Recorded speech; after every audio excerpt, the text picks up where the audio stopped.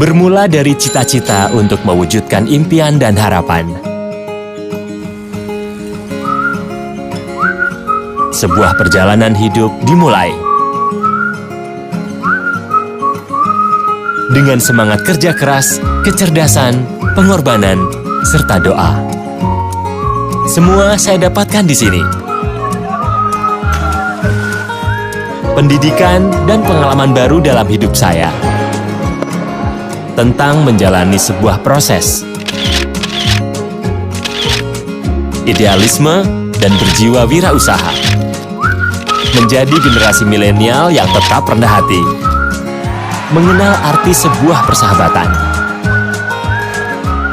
Menjadi seseorang yang berguna bagi sesama. Karena di sini adalah tempat kita, awal kesuksesan kita. umk.ac.id.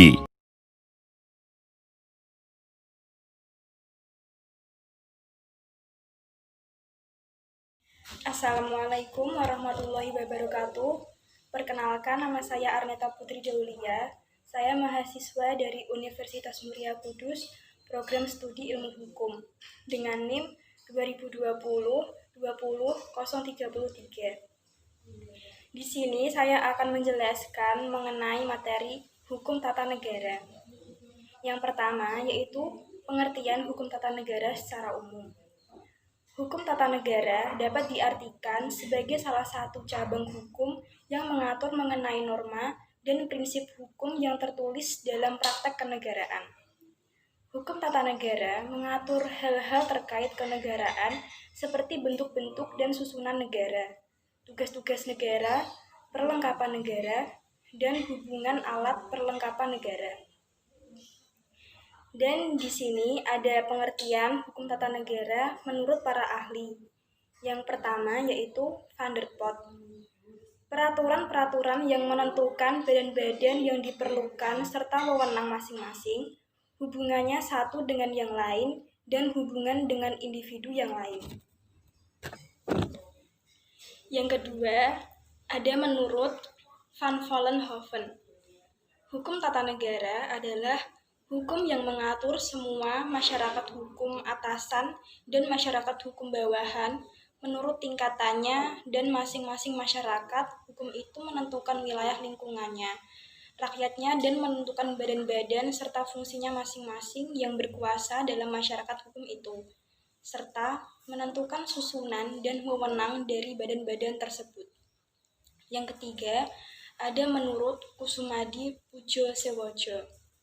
Hukum tata negara adalah hukum yang mengatur bentuk negara, kesatuan atau federal, dan bentuk pemerintahan atau kerajaan republik yang menunjukkan masyarakat hukum yang atasan maupun bawahan beserta tingkatan-tingkatannya yang selanjutnya mengesahkan wilayah dan lingkungan rakyat dari masyarakat hukum itu, dan akhirnya menunjukkan alat-alat perlengkapan dari masyarakat hukum itu beserta susunan, wewenang, tingkatan imbang dari dan antara alat perlengkapan itu. Yang keempat, ada menurut Scholten. Hukum tata negara adalah hukum yang mengatur organisasi daripada negara. Kemudian, di sini akan saya jelaskan mengenai bentuk negara Indonesia. Bentuk negara merupakan suatu hal yang menentukan strategi dalam mewujudkan tujuan dari sebuah negara. Hal ini berkaitan dengan hubungan antara pemerintah pusat dengan pemerintah daerah yang melahirkan pembagian kekuasaan antara kedua pemerintahan tersebut. Berkaitan dengan sumber kewenangan yang dimiliki oleh pemerintah pusat dan pemerintah daerah. Bentuk negara dalam sebuah negara dapat dilihat dalam hukum dasar dan peraturan-peraturan yang berkaitan dengan hubungan dan kewenangan pemerintah pusat dengan pemerintah daerah.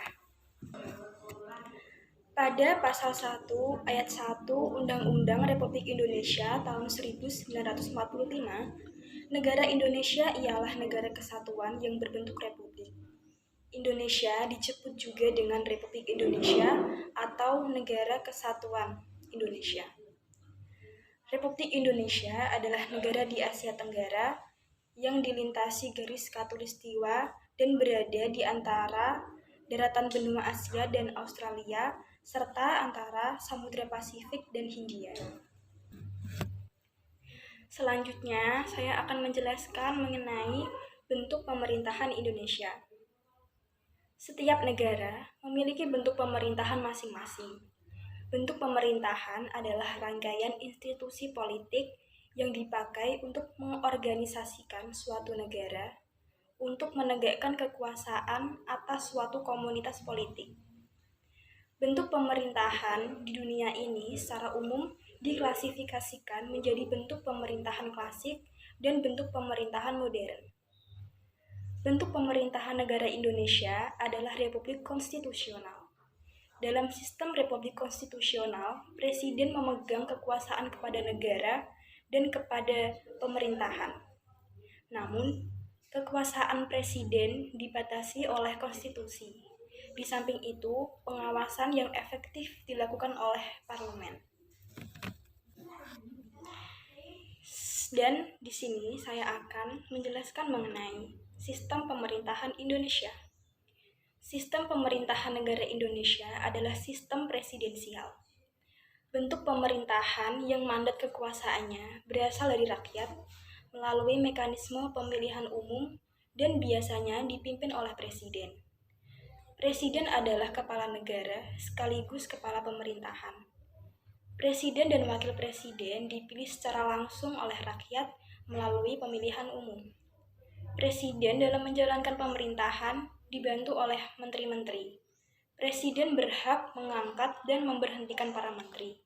Para menteri atau biasa disebut sebagai kabinet bertanggung jawab terhadap presiden.